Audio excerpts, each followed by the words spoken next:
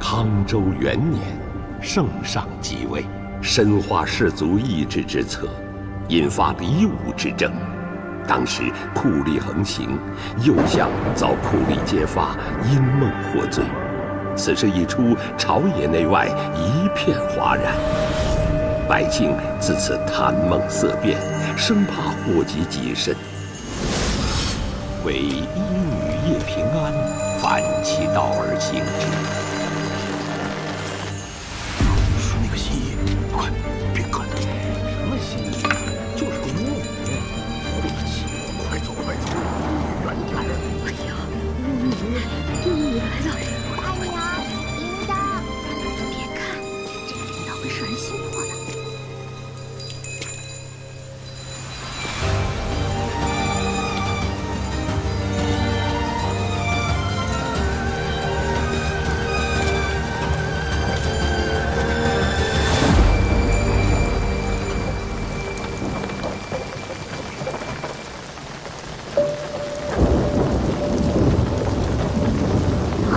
你看那个人怎么了？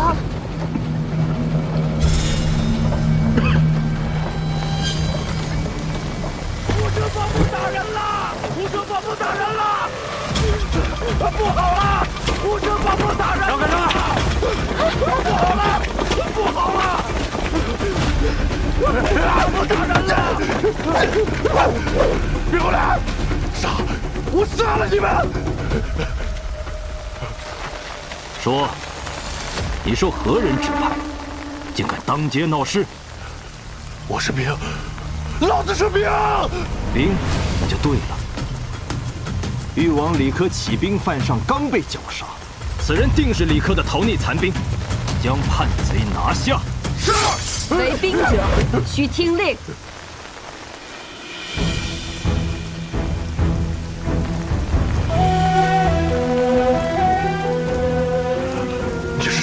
无声，我乃大将军，你不认得了吗？将军，我不认识什么将军，我一直跟着吕帅呢。你的吕帅正在跟这些人作战，这些人你总该认识吧？华成辉我都认得，这帮硕大的狗杂种，杀了我们这么多兄弟。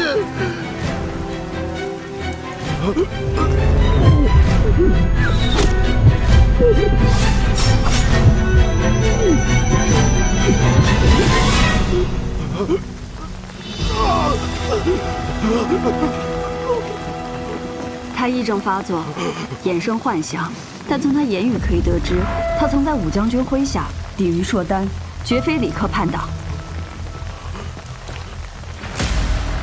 你又是谁？民女新衣叶平安，专医心之隐疾。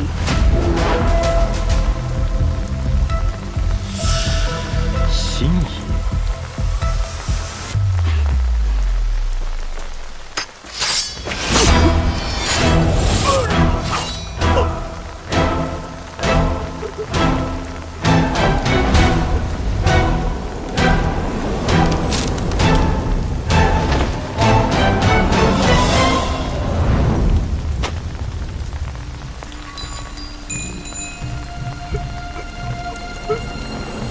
李科叛党已伏诛，回去给你们每人记功。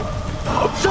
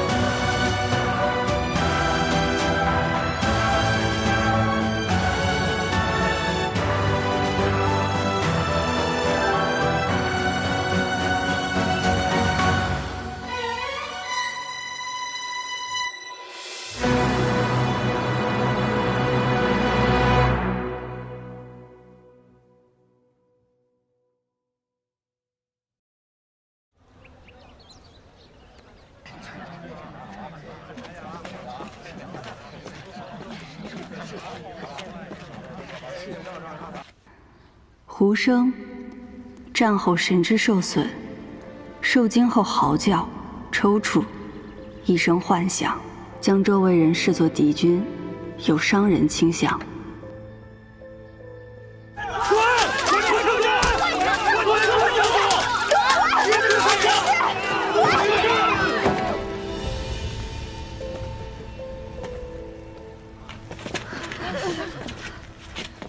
今日大街上盲沟人突然发狂，肯定是被你下了咒。人有生老病死，天有不测风云。按你这么说，是不是走路摔个跟头都要赖我头上？你去！我就问你一句话，你到底搬不搬走？你要是不搬，我就烧了这一馆。烧了这一馆！你不妨试试。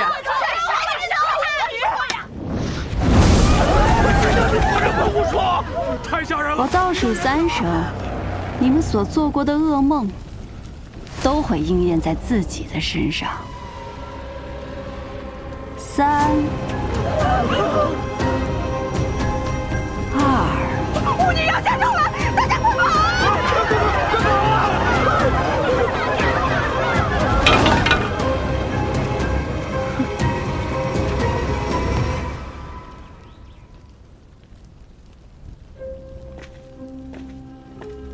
早就听说圣都有个巫女能窥梦医人，跟她闲聊几句，病就能治好。医者本就源于巫师，不过像他这种人，用巫术这种伎俩骗百姓的救命钱，哪天就是被烧死了，那也是活该。龙门赛取逾越龙门之意。参赛的盲沟贱民都是些天生贱种，比起武来不惜命，只管以武取悦诸位贵人，不论死生。比试者各代表红白双方，胜者及其子女可摆脱贱疾，分得田地，重获新生。下面有请2位盲沟双生兄弟一决高下。比试开始！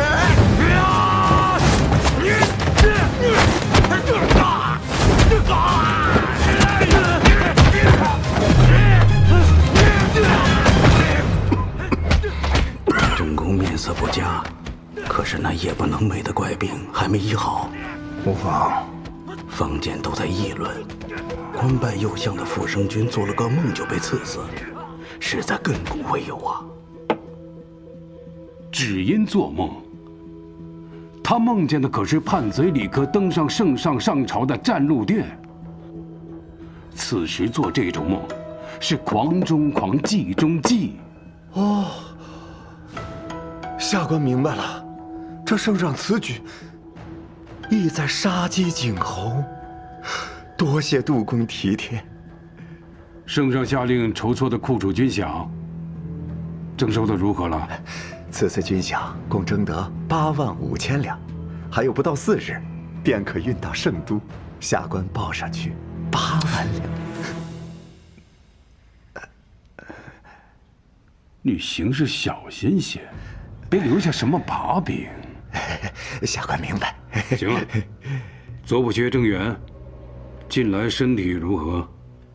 听说他患了一种夜不能寐的怪病，看了好些医师也未见好转。哦，我压白的，我也压白的。眼下最紧要的还是军饷的事。户部已经将账目上报给朝廷了，都粮差人唤我过去。是到了该摊牌的时候了。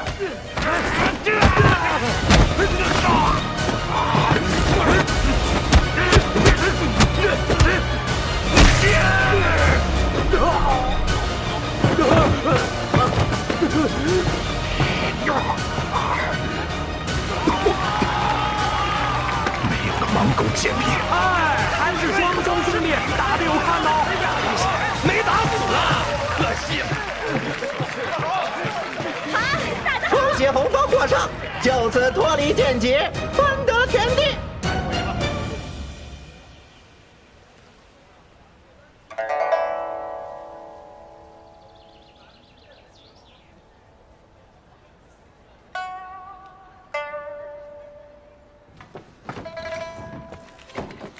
叶新一，我是正补阙府上的侍女。叶新一，正补阙邀你到府上做客。今日不问诊，改日再来吧。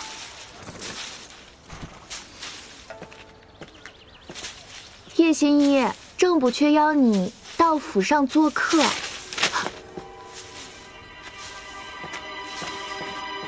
叶新一，正补阙邀你到他府上去。你怎么？哟，原来你这只鹦鹉除了说那几个字，还会说别的呀？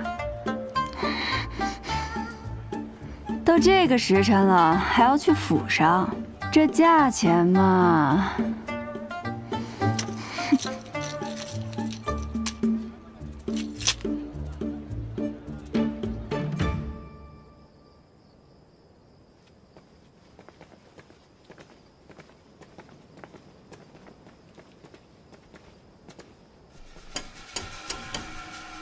进来。郎主，叶新一到了。你要的酒已经备好。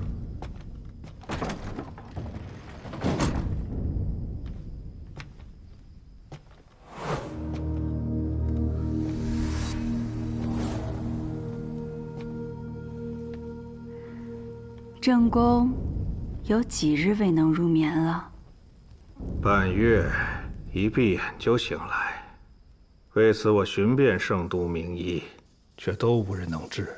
听闻你的医术非常特别，如能将我治好，必有重赏。替我把脉吧。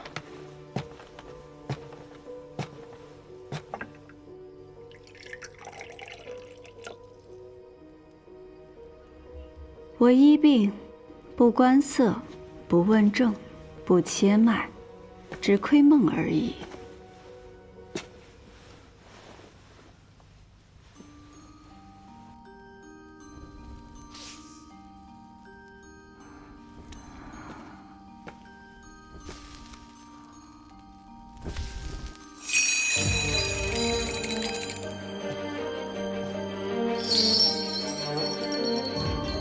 你看着我手中的铃铛，每听到一声响，心中便默念一个空字。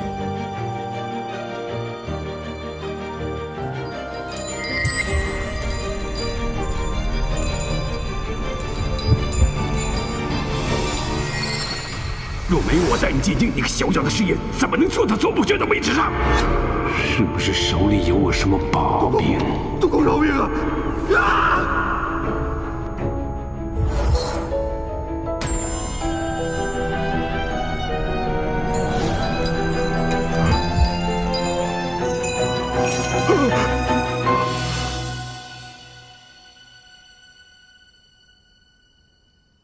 叶心怡，你的医术果然见效，只是你说你能窥梦，不知能否看到我的梦啊？是能看到一些，那梦中有可怖的人影，症结在于恐惧。你在怕什么？你可能看到人影的容貌。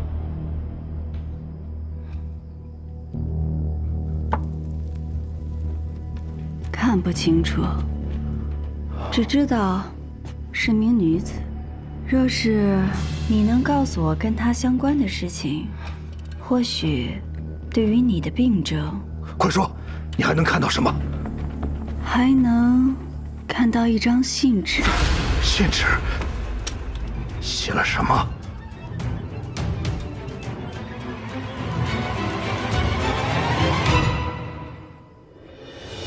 梦境杂乱无序，画面一闪而过，什么都看不清楚。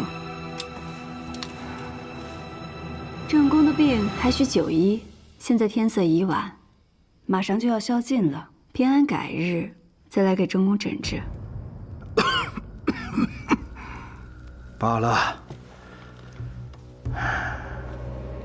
今夜之事，不要让其他人知晓。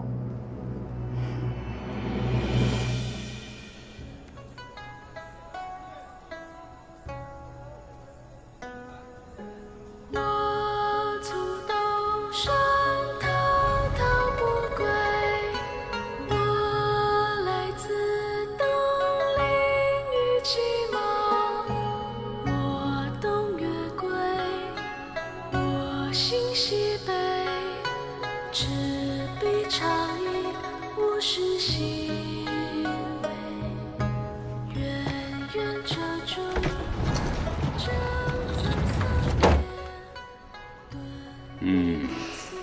你这万国香不愧是圣都第一酒坊，再满上。杜郎中，可否借一步说话？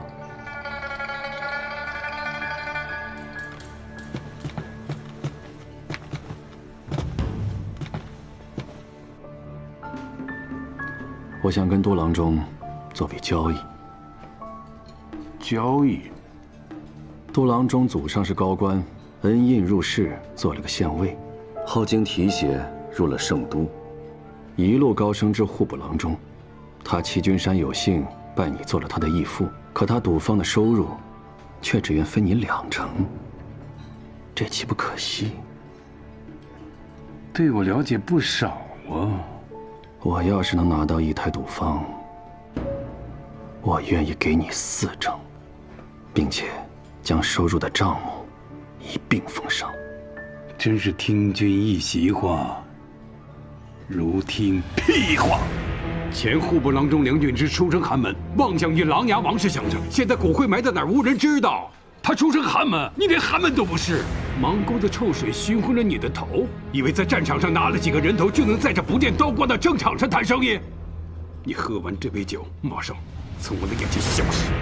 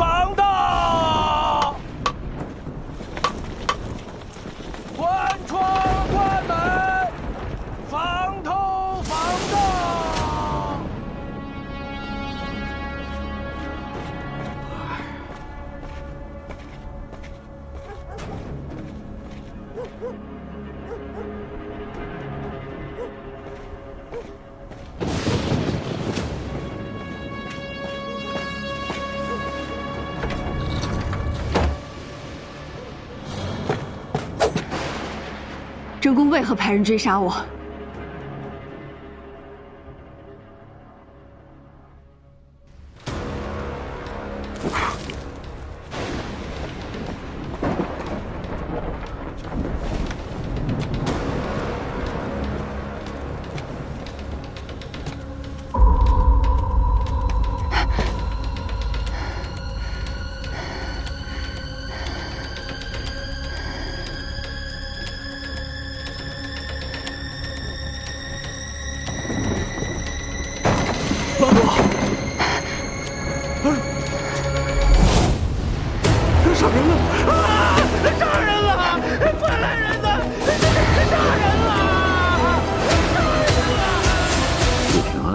这名字有些耳熟，就是那个巫女。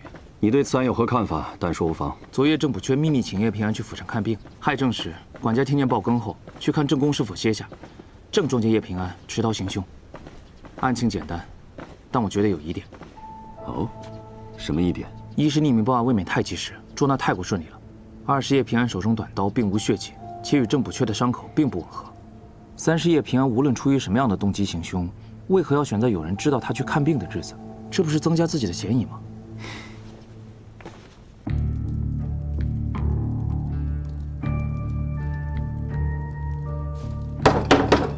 醒醒！哎，醒醒！谁？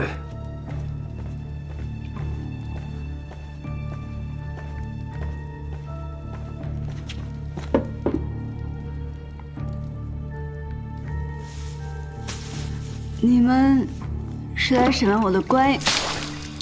犯了死罪还能睡得着，不愧是江湖行骗的庸医。不是，啊，这混账！我没有骗人，我是被人追杀才跑到郑不缺府上。我见到他时，他已经死了。这肯定是一个圈套，有人故意嫁祸给我，让我做替罪羊。有理有据。这么说，你是被人陷害？这里面定有阴谋。好，那你不如将昨夜经历的一字不差的全部写下来，如何？好。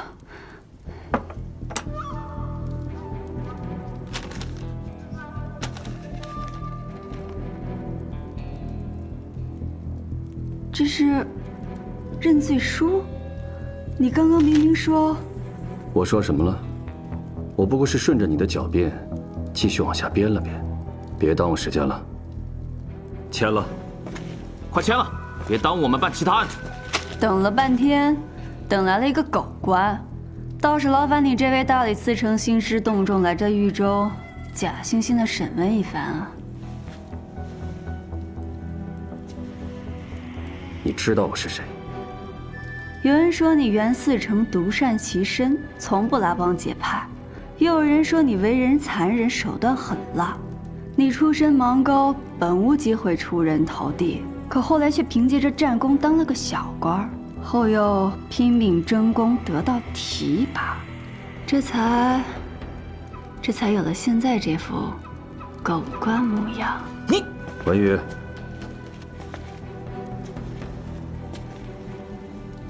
好啊，生的一副伶牙俐齿，不过也是鱼肉一条。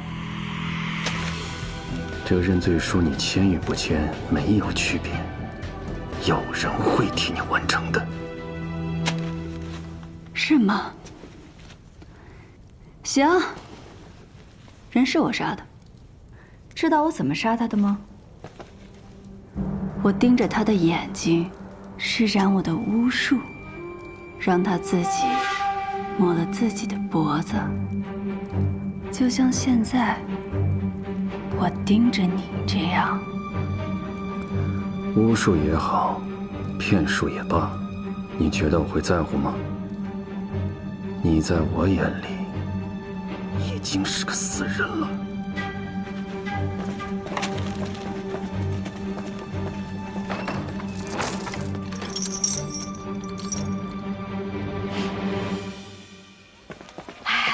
我听说那个杀了朝廷命官的人，就是这个巫女叶平安呐。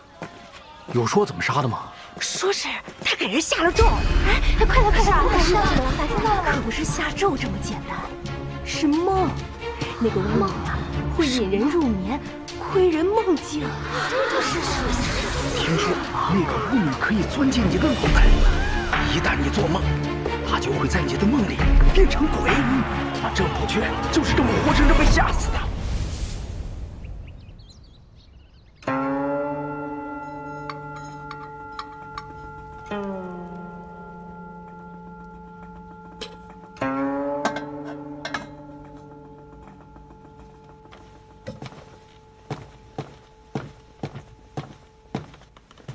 端近些。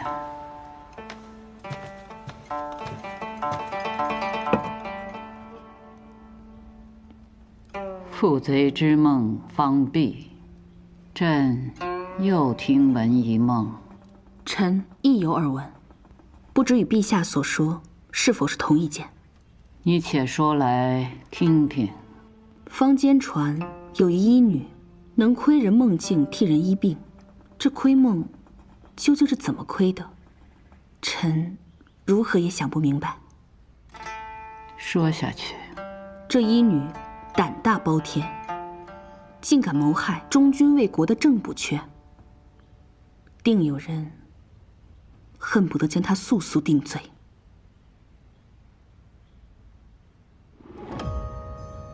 忠君，梁平王李琦生辰时，这个郑源也在宾客之列。他忠的是哪位君呢？你去打声招呼，让大理寺携那女犯到占路殿，朕要亲自审问。是。没想到袁思成和我这个死人又见面了。思成小时候有没有被烫出过水泡？疼的时候像火烧一样。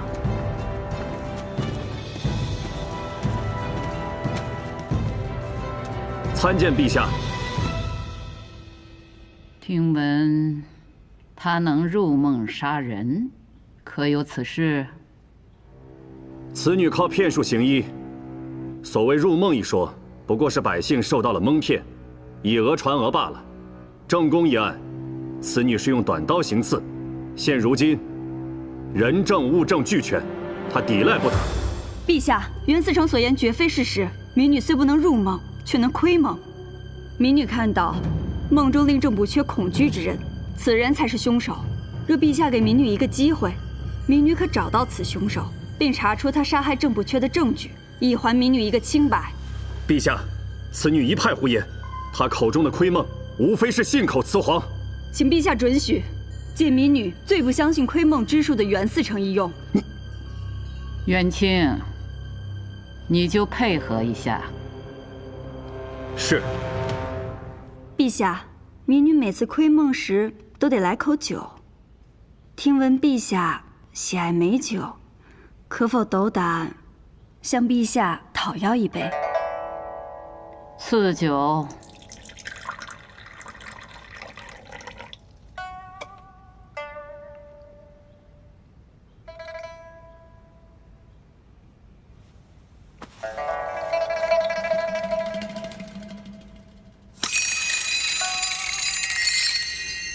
袁思成心智坚韧，但当我提到不要想到火，你脑海中是不是依然会有火焰浮现？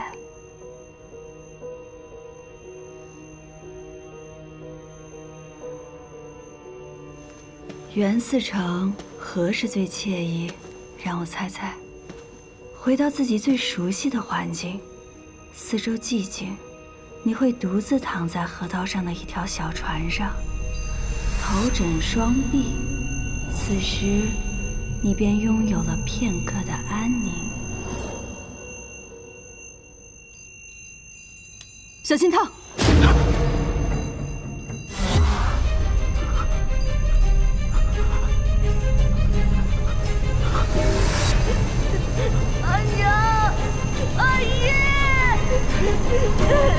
少成，阿爷，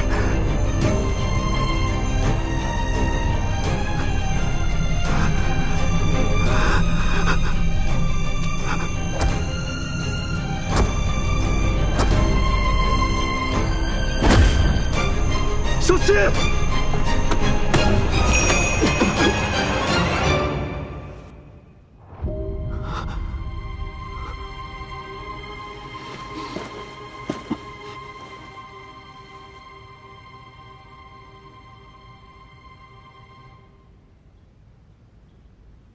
说说吧，刚才元清为何有那种举动？你看到了他什么心思？回陛下，是恨。民女看到了浓烈的恨意。对谁的恨？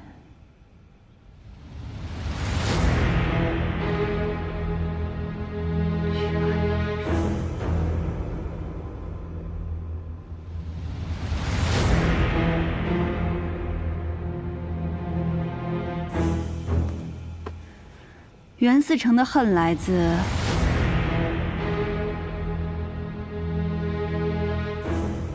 袁思成刚刚伸出手，是看到了记忆中自己心仪的女子。他张开双臂欲抱时，突然冲出2个孩童，口喊阿耶。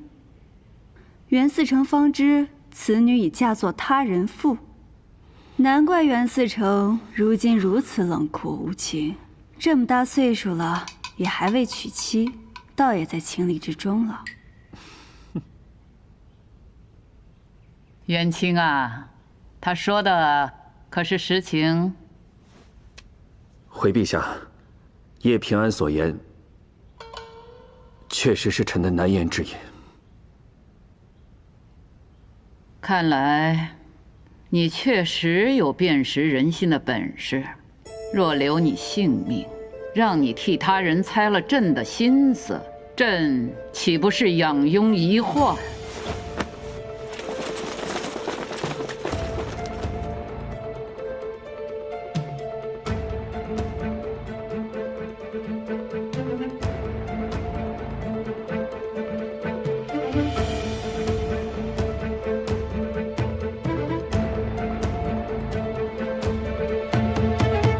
然上苍有好生之德，朕倒要看看你能不能先救得下你自己。朕给你1日，明日宵禁前找出真相可活，找不出依旧是死。1日？是，民女一定不负圣恩。退下。是。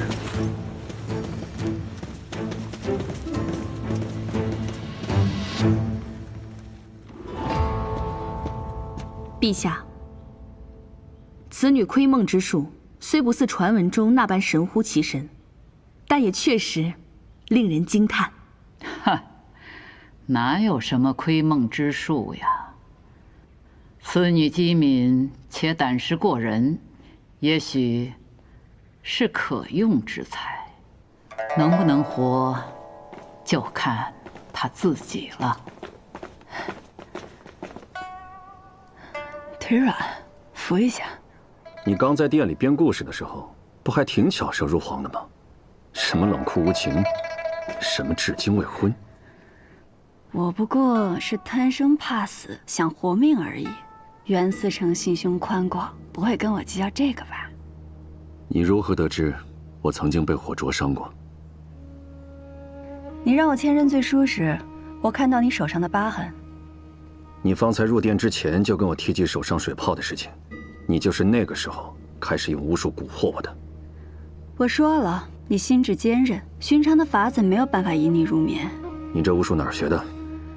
若这也算巫术，那巫术便无处不在。你衣领上的绣纹穿着并不舒服，可你为何还要穿它？因为你认为它更能彰显身份。毕竟达官显贵们的衣服上都有绣纹，你要融入他们，自然要这样。这也是种巫术，不是吗？大理寺虽然已经勘察过案发之地，但我还是想亲自去一趟。1日很紧，不如我们马上。明日要死的是你，又不是我，我为什么要费心思？正渊府外可都是你大理寺的人，没你我压根进不去啊。若你不跟我一起，那我只好时刻跟着你，看看你去哪儿都见了哪些人。毕竟若我明日注定一死，我可是什么话都敢跟圣上说的。袁思成也不想被我拉下水吧？行了，再啰嗦我就扔下你一个人去。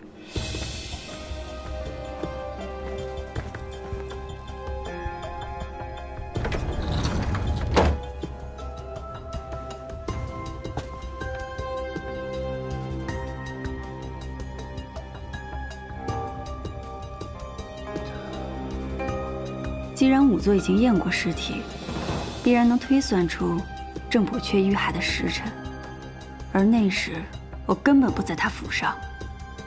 巧辩。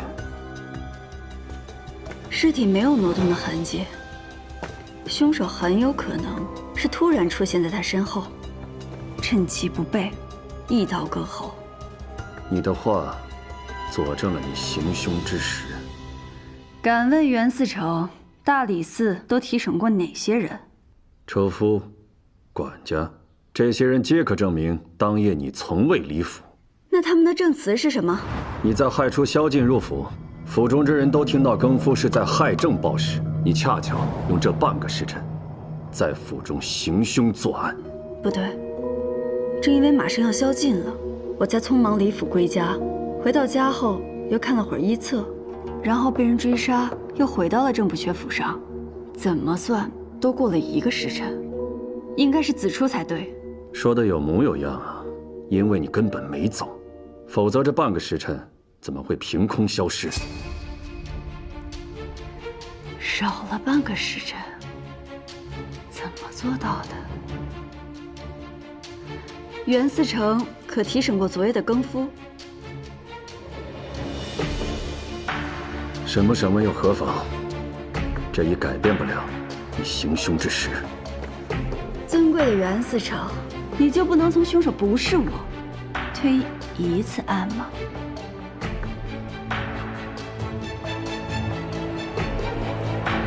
文宇，去查一下昨夜案发后的李府之人。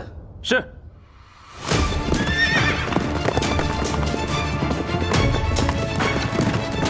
司城，撤！经查，昨夜离开正元府的有2人，家仆萧全已死在郊外，侍女心儿不知所踪，只知她颈上有块梅花状胎记。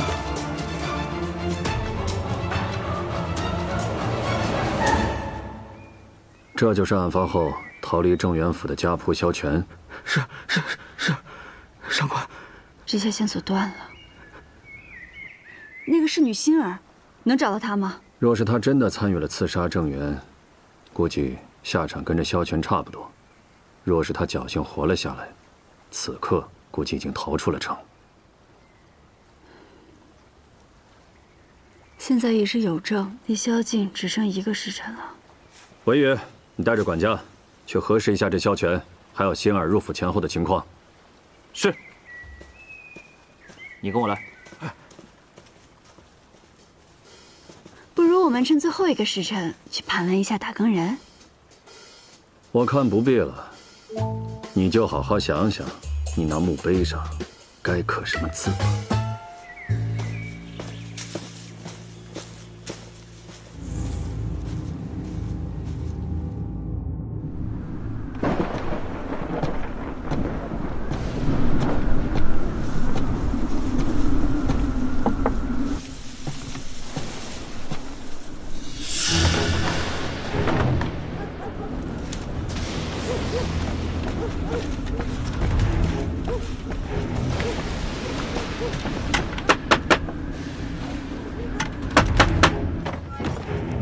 司城，曾轩求见。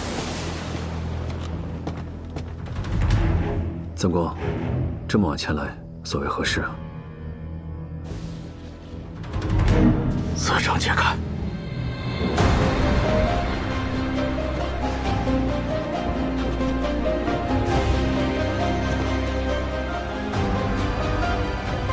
怎么样，丹溪？有趣吗？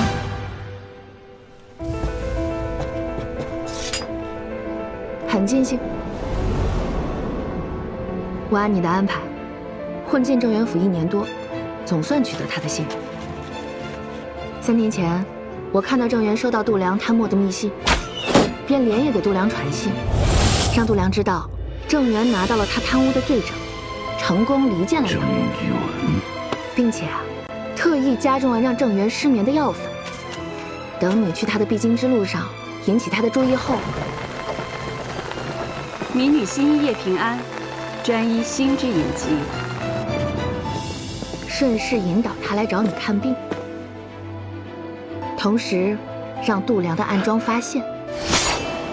郑源被灭口后，如你所料，你成了度量眼中最合适的替罪羊。你可以赎罪了。我按计划变换身份四处散播关于你的谣言，终于引来圣上的召见。圣上宣召！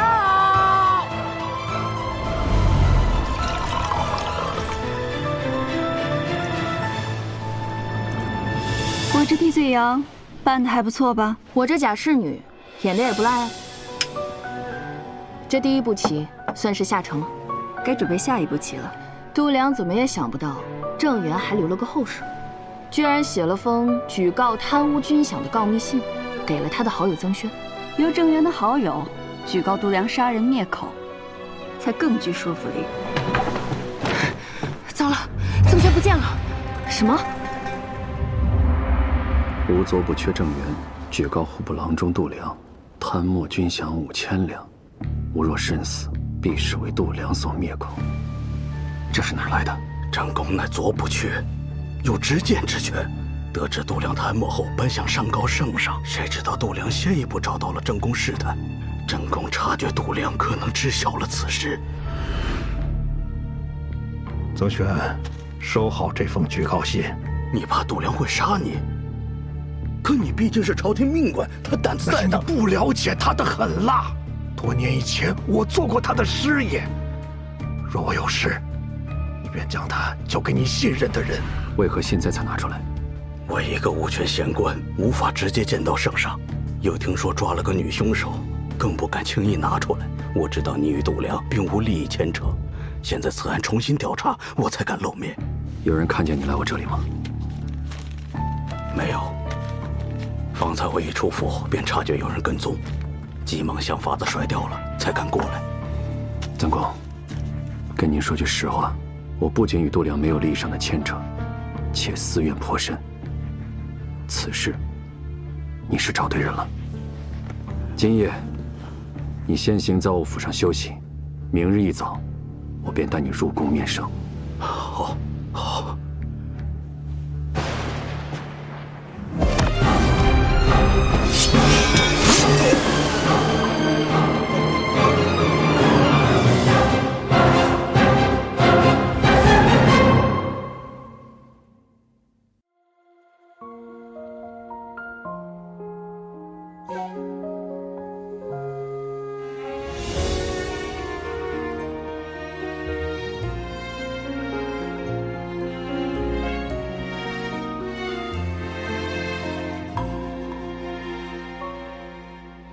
往事成灰，年落成泥，如烟旧梦不可及。渐远的呼吸，堆叠成疏离，思念成片绵为体恤，纷愁乱絮不成句，回眸间已无前尘。